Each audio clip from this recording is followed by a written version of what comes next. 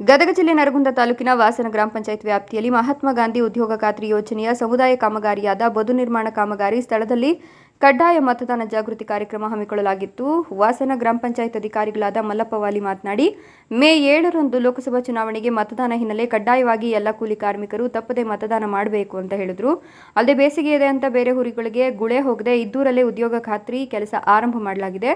ನಿಮ್ಮೂರಲ್ಲೇ ಉದ್ಯೋಗ ಖಾತ್ರಿ ಕೆಲಸ ಮಾಡಿ ಮೇ 7ರಂದು ಮತದಾನ ಮಾಡಿ ಎಂದರು. ಸಂವಿಧಾನ ನಮಗೆ ಮತದಾನ ಎಂಬ ವಿಶೇಷ ಹಕ್ಕನ್ನು ನೀಡಿದೆ.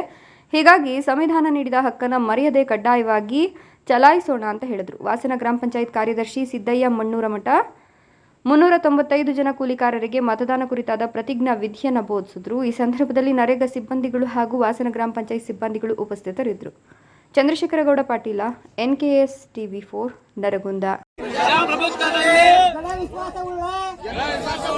ಭಾರತದ ಪೌರರಾದ ನಾವು ನಮ್ಮ ದೇಶದ ಪ್ರಜಾಸತ್ತಾತ್ಮಕ ಸಂಪ್ರದಾಯಗಳು ಮತ್ತು ಮುಕ್ತ ನ್ಯಾಯಸಮ್ಮತ